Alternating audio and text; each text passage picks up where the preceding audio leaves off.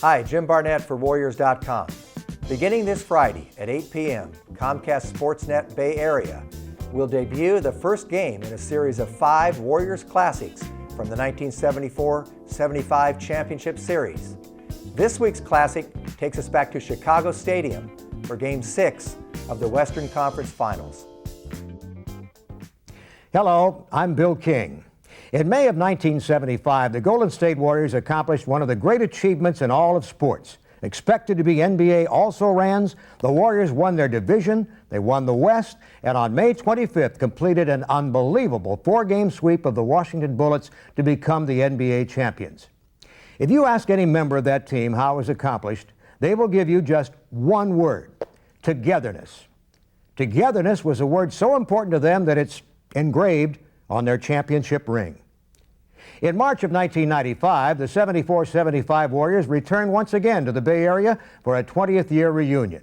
Greg Papa joined the returnees for a weekend of great stories and laughs and memories and a lot of renewed togetherness.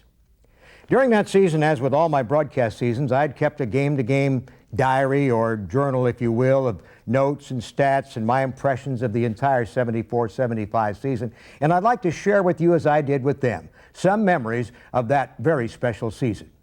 This is their story, as they remembered it and as they told it. The Warriors hosted the Chicago Bulls in Game 1 of the Western Conference Finals. The series figured to be close and physical. The season records were almost identical and their personnel very similar. In a superb all-around performance, Rick Barry led the Warriors with 38 points in a game that was never in doubt. 1 second left, and there's the ball game. The Warriors whack the Chicago Bulls in game number 1 of their best-of-7 Western Conference Final Series. Now, game 2 in Chicago, which the Bulls won 90-89, a catastrophic finish that makes my heart stop today. With 22 seconds left, the ball and a 1-point lead, Rick Barry got confused, shot a baseline jumper instead of running out the clock. Now, he missed, the Bulls called timeout, and on the inbound play with only 10 seconds left to go, Norm Van Leer found Tom Boerwinkle for an easy layup along the baseline and a 1-point win. That was a real gift to the Bulls after the Warriors had played so well and were within that much of being up 2-0. Game 3, another 1-point loss. This time Van Leer was tremendous, scored 35 points, and the ex-Warrior Nate Thurman helped shut down Golden State as he pulled off 12 rebounds.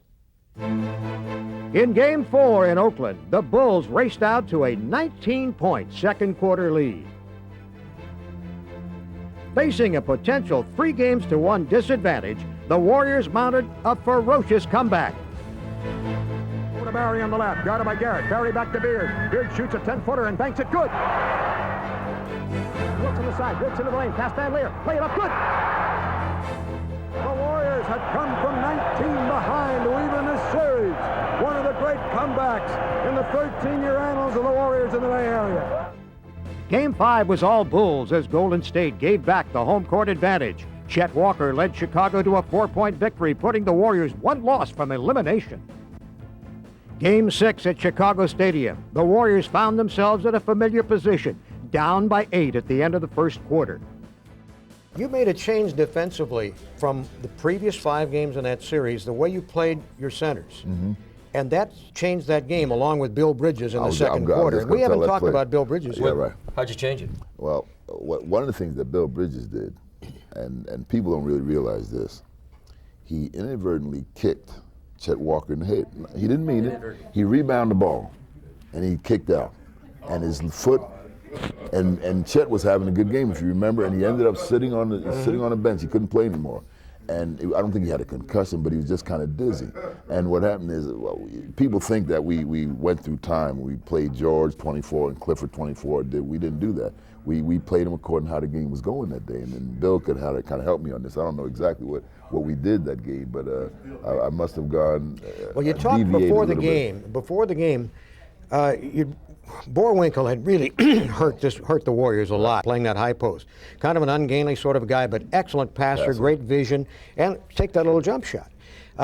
They had played the Warrior centers on their hip, on his hip or fronting him. And so that opened a lot of stuff on the baseline for his passes. you backed off. You played dropped back off. up, right? Yeah, I remember. Played now I the remember, passing yeah, right. lanes, dared Yeah, him to take the shot. Right, yeah. And, and that really had an effect on the game. I think between that and obviously the Bill Bridges and of course, Rick having the game he had, but I think but it's really interesting what we talked about, and I'm no great shakes by me or anybody. All we kept talking about is we want to get back to Oakland. We have to, we had to if we we're going to go. But that was the kind of the focus of what we were talking about. Let's go back to Oakland. Let's go back to Oakland. And we were down 9 in the first quarter, and it looked like the game was over for all intents and purposes. And again, you don't come back offensively, you come back defensively. Some way they dug their heels in, and they fought them and they fought them and they fought them.